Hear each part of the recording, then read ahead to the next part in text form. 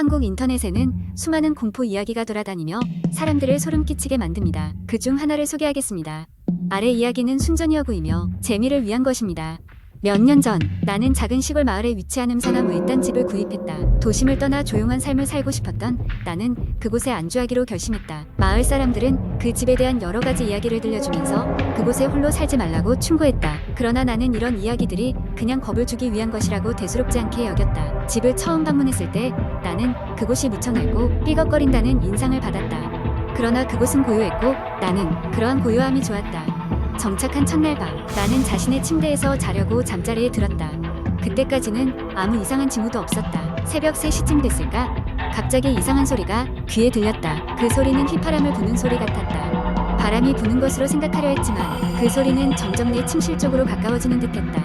으스스함을 느끼며 이불을 더 강하게 움켜쥐고 다시 잠을 청하려고 했지만 소리는 사라지지 않았다. 오히려 그 소리는 누군가가 내 귓가에 직접 속삭이듯이 들려왔다. 여기서 나가. 그때 나는 분명히 집 근처에 다른 사람이 있을 거라고 생각했다. 그래서 조용히 집 주변을 살폈지만 아무도 보이지 않았다. 그 소리는 정체가 무엇인지 파악할 수 없었고 내가 상상한 것이라고 결론 내리고 그냥 지나치기로 했다. 하지만 날이 갈수록 그 소리는 더욱 기이해졌다. 밤마다 나는 발걸음 소리나 창문 두드리는 소리에 잠을 깼다. 이상했던 점은 이러한 소리를 낼 만한 원인을 찾을 수 없다는 것이었다. 더욱 소름 끼치는 것은 그 소리가 매일 밤 비슷한 시간에 반복된다는 것이었다. 어느 날 밤 나는 녹음기를 침실에 두고 그 소리를 기록해보기로 했다. 여느 때처럼 소리가 들리기 시작했고 나는 녹음기가 그 소리를 정확히 담아주기를 바라며 녹음을 지속했다. 다음날 아침 녹음을 확인해봤을 때 나는 소름이 끼쳤다. 녹음에는 그 소리와 함께 희미한 목소리가 함께 담겨 있었다. 진정으로 말이 아니라 몸서리쳐지는 헛소리 같은 낮고 깊은 목소리가 끊임없이 무언가를 중얼거리고 있었다. 그 목소리는 여기서 나가, 도망쳐, 넌 혼자가 아니야 라고 반복적으로 말하고 있었다. 나는 그 소리가 그 집에 대한 경고라고 확신하게 되었고 불안함에 휩싸여 있었다. 이에 따라 나는 마을 사람들에게 이 이야기를 다시 꺼내어 그 집의 과거를 알아보기로 했다. 마을 노인은 설명하기를 그 집은 예전에 한 가족이 살았었는데 모두 수수께끼 같은 사고로 사망했다는 이야기를 들려주었다. 그 이야기에 더 이상 그 집에 살 용기가 나지 않았고 나는 결국 집을 팔고 그곳을 떠나기로 결정했다. 오늘날까지도 그 소리의 정확한 원인은 알 수 없지만 나는 그저 그 집을 떠나왔다는 사실에 안도한다. 그 집은 아직도 비어있는 채로 남아있고 나는 다시는 그런 경험을 하고 싶지 않다는 생각뿐이다. 그렇다면 그곳에 남아있는 것은 과연 무엇일까? 아직도 그곳에는 괴기한 휘파람 소리가 울려 퍼지고 있을까? 보다 더 오싹하고 냉랭한 기운이 그곳을 감고 있을지도 모른다는 생각에 나는 자신이 살아온 시절 동안 그 집에 대한 기억을 지우려 노력하고 있다. 그러나 깊은 밤마다 나는 그 소리가 다시 귀에 울린 것 같은 착각에 빠지고는 한다. 두 번째 이야기, 한국 인터넷에서 흔히 볼 수 있는 공포썰은 종종 사람들이 일상 속에서 겪은 기묘하고 소름 끼치는 경험들을 다루곤 있습니다. 종종 이 이야기들은 독자들에게 팽팽한 긴장감을 선사하며 현실과 비현실의 경계를 오가는 경우가 많습니다. 다음은 그러한 이야기 중 하나로 길게 풀어보겠습니다. 몇 년 전의 일이었습니다. 그때 저는 서울 내각의 작은 마을에서 대학을 다니고 있었습니다. 학교에서 조금 떨어진 곳에 살고 있었는데 그곳은 밤이 되면 유난히 조용했습니다. 그러던 어느 날 가을이 깊어가던 무렵 저는 학교의 늦은 프로젝트 마감일 때문에 혼자 야근을 하게 되었습니다. 그날따라 유난히 체감 온도가 낮았고 바람은 매섭게 불었습니다. 친구들과 마지막 버스를 타고 귀가하던 길 마을에 도착했을 때는 이미 자정이 넘은 시간이었습니다. 가장 가까운 버스 정류장에서 저희 집까지는 걸어서 약 15분 정도였지만 그 길은 길고 외진 도로로 덩그러니 서 있었습니다. 가로등도 여기저기 불빛이 꺼져 있었고 나뭇잎이 바람에 날리는 소리만이 사방을 메웠습니다. 집으로 돌아가는 길목에는 오래된 공동묘지가 하나 있었고 그 주변으로 지나갈 때마다 낮이든 밤이든 약간의 쎄한 기분이 들곤 했습니다. 하지만 그날만큼은 바람이 너무 강해 다른 생각을 할 겨를도 없었습니다. 몇 걸음이나 더 걸었을까요? 어느 순간 제 뒤에서 바스락거리는 소리가 들려왔습니다. 돌아보았지만 어둠 속에는 아무것도 보이지 않았습니다. 아무래도 나뭇잎이 바람에 불려온 거라고 생각하고 다시 걸음을 재촉했습니다. 그런데 그 순간 갑자기 온몸에 소름이 돋았습니다. 그 느낌은 누군가 나를 가까이서 지켜보고 있다는 기분이었습니다. 가슴이 두근거리기 시작했고 무의식적으로 발걸음을 더 빨리 했습니다. 그럼에도 불구하고 그 소리는 점점 더 가까워지는 듯 했습니다. 조심스럽게 다시 뒤를 돌아봤지만 여전히 아무도 보이지 않았습니다. 마침내 묘지 구역을 벗어나 다소 안도하던 찰나 갑자기 눈앞에 희미한 형체가 보였던 것 같았습니다. 그 순간의 충격으로 온몸이 얼어붙는 듯 했습니다. 그것은 정확히 어디에서 왔는지 무슨 형체였는지 알 수 없었지만 분명히 사람의 형상이었습니다. 어쨌거나 정신을 가다듬고 빠르게 집으로 향했고 열쇠를 꺼내 문을 열고 스물얼떡이며 안으로 들어갔습니다. 문을 닫자마자 제 몸은 가능한 모든 걸 잠그고 창문을 확인하느라 분주했습니다. 안정감을 찾은 후에도 그날 밤은 쉽게 잠들 수 없었습니다. 계속해서 그 형체가 무엇이었는지 생각하다 잠이 들었지만 계속해서 악몽을 꿨습니다. 다음 날 그 경험에 대한 확실한 설명을 찾기 위해 인터넷을 샅샅이 뒤졌습니다. 그리고 지역 온라인 커뮤니티에서 몇 가지 비슷한 이야기들을 발견했습니다. 바로 제가 살고 있는 마을 의공동묘지에 관한 이야기들이었어요. 수십 년 전에 그 근방에서 실종된 아이들의 유령이 목격된다는 이야기였습니다. 그때까지는 누구도 그 이야기들을 진심으로 믿지 않았지만 확실히 그날 밤 경험한 제 스스로는 완전히 다른 생각을 갖게 되었습니다. 시간이 지나면서 그날의 일은 종종 잊어버리곤 했지만 가끔씩 그 길을 지나칠 때마다 그때의 쎄한 느낌은 결코 잊을 수가 없었습니다.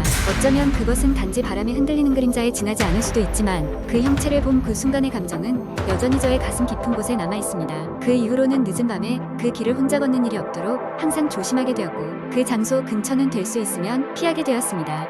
세 번째 이야기, 여름밤. 열대야로 잠 못 이루는 사람들이 많았습니다. 에어컨을 켜도 쉽게 서늘해지지 않는 방에서 저는 그간 미뤄둔 공포 소설을 읽기로 했습니다. 공포 소설이라곤 해도 대부분은 비슷비슷했습니다. 귀신이 나오거나 폐가에 가는 이야기가 많아서 조금 식상하다고 느꼈던 참이었죠.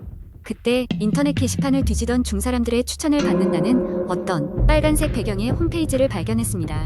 그곳에는 무수히 많은 공포 이야기가 있었지만 대부분은 짧고 강렬한 소위 썰 형태로 올라오는 글들이었습니다. 관심이 생긴 저는 이곳에서 오래 머물러 보기로 했습니다. 페이지를 넘길 때마다 다른 사용자가 묘사한 다양한 공포의 경험담이 쏟아져 나왔는데 그 중에서도 유독 공감 가는 이야기가 있었습니다. 그 이야기는 한 시골 마을에 홀로 사는 노파에 대한 것이었습니다.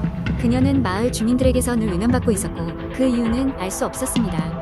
하지만 이상하게도 그녀의 집에 다녀온 사람들은 모두 하나같이 고통스러운 꿈에 시달리다가 점차 쇠약해졌고 급기야 목숨을 잃는 경우가 많았습니다. 이야기 속의 주인공은 호기심을 참지 못하고 그 노파의 집에 찾아가게 되었는데 그곳에서 자신이 더 이상 물러서서는 안 될 무언가를 보고 말았다고 합니다. 이야기는 거기서 끝났지만 댓글에는 그 비밀의 끝을 아는 사람들이라며 흥미롭게 유도하는 추가 글들이 달려 있었습니다. 눈앞에서 봤을 땐 그저 넓고 작은 집이었지만 그 안으로 들어서자마자 내가 잘못 왔다는 걸 깨달았다. 마치 집 전체가 나를 집어삼킬 듯 날카로운 숨소리가 들려왔고 족족마다 들러붙는 습한 기운이 피부를 찌르듯 불편했다. 그 집의 주인은 분명 미쳤을 것이다. 그러나 그녀가 미쳐버린 것인지 그곳에서 미쳐버린 것인지 알 수가 없었다. 이 글을 보므로 저는 무언가에 홀린 듯이지 않고 그 노파의 집에 관한 이야기를 찾아 읽었습니다. 익명의 사용자들이 얘기해준 그 집의 존재감은 점점 더 실제적으로 느껴졌고 마침내 저는 직접 확인해보지 않고는 견딜 수 없는 지경에 이르렀습니다. 이상하게도 제 마음은 그 공포스러운 이야기의 끝을 확인하고 싶은 충동에 사로잡혔고 마치 그 이야기가 제 운명을 안내하는 듯한 기시감을 느꼈습니다. 며칠 후 결국 저는 시골 마을로 향하게 되었습니다. 위세에 좋던 태양은 어느새 구름 뒤로 숨어버렸고 비라도 올 듯 우중충하게 변한 날씨 속에 도달한 그 마을은 내가 상상했던 것보다도 훨씬 고요했습니다. 빈집들이 질비한 그 좁은 길을 지나쳐 갈 때마다 기분 나쁜 싸늘함이 등을 타고 흘렀고 드디어 그 노파의 집에 다다랐습니다. 도저히 사람이 살 것 같지 않은 집은 그 자체로 음산함과 부패의 냄새를 발산하고 있었습니다. 하지만 이상하게도 저는 몇 번이나 이곳에 와본 듯한 기시감에서 벗어나지를 못했습니다. 마치 이곳이 저를 기다리고 있었다는 이상한 확신마저 들었던 것이죠. 대문을 열고 들어서자 마치 오래전에 알던 친구를 만난 듯한 편안함과 동시에 설명할 수 없는 불안감이 밀려왔습니다. 방 안은 그림자와 어둠이 가득했고 숨을 쉴 때마다 공기는 무겁고 눅눅하게 가라앉은 듯했습니다. 그곳에서 너무 오랜 시간을 보내지 않기로 결심한 저는 빠르게 주위를 살피기 시작했습니다. 오래된 가구들, 벽을 기어 다니는 곰팡이, 어딘가 낯설지만 익숙한 현관의 문양들까지 그때 등 뒤에서 느껴지는 낯선 존재감에 정신이 번쩍 들었습니다. 돌아섰을 때 무언가 끔찍하게 뒤틀린 형상이 눈에 들어왔고 그것은 점점 더 다가왔습니다. 벗어날 수 없다는 절망감에 덜컥 주저앉아 버렸고 스스로를 다시 정신 차리려 몸부림쳤지만 모든 것이 블랙홀처럼 시야 속으로 빨려 들어갔습니다. 그때 제가 들었던 것은 어딘가 익숙하지만 동시에 들어본 적 없는 수많은 목소리였습니다. 그 목소리는 저를 향해 말하고 있었고 그 말들 속엔 제가 그동안 찾고자 했던 궁금증의 해답이 담겨 있었는지도 모릅니다. 얼마나 시간이 지난 것인지 모르겠습니다. 그저 눈을 떴을 때 저는 그 집의 바깥에 있었고 달빛은 도무지 환상 속의 사건이라고는 믿을 수 없는 현실감을 도려내듯 비추고 있었습니다. 그 뒤로 나는 다시는 그 시골 마을에 대해 이야기할 수조차 없었습니다. 다만 가끔씩 그날의 소름 끼치는 목소리들이 악몽처럼 저를 찾아오곤 했습니다. 인터넷 게시판에서 그 글을 발견했던 순간부터 어쩌면 이미 모든 것이 예정되어 있었는지도 모르겠습니다. 그저 아직 풀지 못한 수많은 미스터리가 여전히 제 주위를 맴돌고 있을 뿐이죠.